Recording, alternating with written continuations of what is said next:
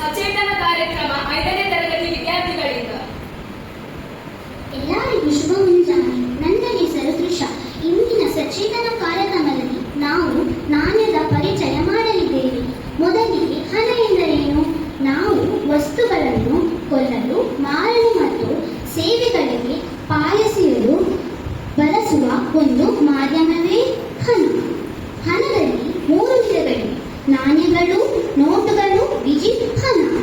ನಾಣ್ಯವನ್ನು ಲೋಹದಿಂದ ತಯಾರಿಸಲಾಗುತ್ತದೆ. ಇದರ ಮೇಲೆ ಅದರ ಮೌಲ್ಯವನ್ನು ಮುದ್ರಿಸುತ್ತಾರೆ. ನಾಣ್ಯವನ್ನು ಸರ್ಕಾರ ತಯಾರಿಸುತ್ತಾರೆ. ಧನ್ಯವಾದ. ಹಿಂದಿನ ಕಾಲದ ನಾಣ್ಯಗಳಿಗೂ ಇರುವ ವ್ಯತ್ಯಾಸವನ್ನು ನಾವು ನೋಡೋಣ. ಹಿಂದಿನ ಕಾಲದಲ್ಲಿ ಬೆಳ್ಳಿ, ತಾಮ್ರ, ಚಿನ್ನ, ಕಂಚಿನ ನಾಣ್ಯಗಳು ಬಳಕೆಯಲ್ಲಿ ಇದ್ದವು. ಅವು ಭಾರವಾಗಿ ದೊಡ್ಡವಾಗಿಯೂ ಇರುತ್ತಿದ್ದವು. ಈ ನಾಣ್ಯಗಳನ್ನು ಸಂಗ್ರಹಿಸಲು ಮತ್ತು ಸಾಗಿಸಲು ಕಷ್ಟವಾಗುತ್ತಿತ್ತು. ಹಿಂದಿನ ನಾಣ್ಯಗಳ ಮೌಲ್ಯ 1 ಪೈಸಾ, 5 ಪೈಸಾ, 10 ಪೈಸಾ, 25 ಪೈಸಾ, 50 ಪೈಸೆಗಳಾಗಿದ್ದವು. ಈಗಿನ ಕಾಲದ ನಾಣ್ಯಗಳು ನಿಕ್ಕಲ್, ಸ್ಟೀಲ್, ಅಲ್ಯೂಮಿನಿಯಂ ಮುಂತಾದ ಲೋಹಗಳಿಂದ ತಯಾರಿಸಲಾಗುತ್ತದೆ. ನಾಣ್ಯದ ಮೌಲ್ಯವನ್ನು ಸರ್ಕಾರವೇ ನಿಗದಿಪಡಿಸುತ್ತವೆ. ಈಗಿನ ನಾಣ್ಯದ ಮೌಲ್ಯ ರೂಪಾಯಿ 1, ರೂಪಾಯಿ 2, ರೂಪಾಯಿ 5, ರೂಪಾಯಿ 10, ರೂಪಾಯಿ 20. ಇವು ಹಗುರವಾಗಿದ್ದು ಸಣ್ಣದಾಗಿವೆ ಹಾಗೂ ಸುಲಭವಾಗಿ ಹೊತ್ತುಕೊಂಡು ಹೋಗಬಹುದು. ನಾಣ್ಯಗಳ ಪರಿಚಯ. ಹಿಂದಿನ ಕಾಲದ ನಾಣ್ಯಗಳು 5 ಪೈಸಾ, 10 ಪೈಸಾ, 20 ಪೈಸಾ, 10 ಪೈಸಾ, 25 ಪೈಸಾ, 50 ಪೈಸಾ, 10 ಪೈಸಾ. ಈಗಿನ ಕಾಲದ ನಾಣ್ಯಗಳು 1 ರೂಪಾಯಿ, 2 ರೂಪಾಯಿ, 5 ರೂಪಾಯಿ, 10 ರೂಪಾಯಿ, 20 ರೂಪಾಯಿ. ಧನ್ಯವಾದಗಳು. ಪ್ರತಿಯೊಂದು ನಾಣ್ಯಗಳಲ್ಲಿ ಮುದ್ರಿಸಿರುವ ಚಿತ್ರಗಳ ಪರಿಚಯ.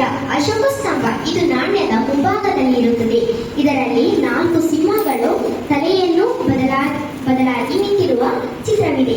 ಭಾರತದ ಹೆಸರು ಅಶೋಕ ಸ್ತಂಭದ ಎಡಬದಿಯಲ್ಲಿ ಭಾರತ್ ಎಂದು ಹಿಂದಿಯಲ್ಲಿ ಮತ್ತು ಬಲಬದಿಯಲ್ಲಿ ಇಂಡಿಯಾ ಎಂದು ಇಂಗ್ಲಿಷ್ನಲ್ಲಿ ಮುದ್ರಿಸಿದೆ. ಕೆಳಗಡೆ ಸತ್ಯಮೇವ ಜಯತೆ ಎಂದು ಮುದ್ರಿಸಿದೆ. ಹಿಂಭಾಗದಲ್ಲಿ ನಾಣ್ಯಗಳ ಮೌಲ್ಯವನ್ನು ಮುದ್ರಿಸಿದೆ. ಕೆಳಗಡೆ ವರ್ಷವನ್ನು ಮುದ್ರಿಸಲಾಗಿದೆ. ಈಗಿನ ನಾಣ್ಯವು ವೃತ್ತಾಕಾರವಾಗಿದೆ. Thank you. ನನ್ನ ಹೆಸರು ಸೋಮಶೇಖರ. ನಾನು 5ನೇ ತರಗತಿಯಲ್ಲಿ ಕಲಿಯುತ್ತಿದ್ದೇನೆ. 25 ಪೈಸೆ ಮತ್ತು 25 ಪೈಸೆ ಕೂಡಿಸಿದಾಗ ಎಷ್ಟು ಪೈಸೆ ಆಗುತ್ತದೆ? 50 ಪೈಸೆ ಮತ್ತು 50 ಪೈಸೆ ಕೂಡಿಸಿದಾಗ ಎಷ್ಟು ರೂಪಾಯಿ ಆಗುತ್ತದೆ?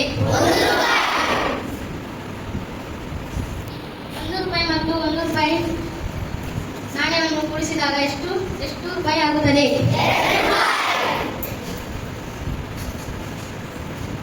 5 ರೂಪಾಯಿ ನಾಣ್ಯ ಮತ್ತು 5 ರೂಪಾಯಿ ನಾಣ್ಯವನ್ನು ಕೂಡಿಸಿದಾಗ ಎಷ್ಟು ರೂಪಾಯಿ ಆಗುತ್ತದೆ?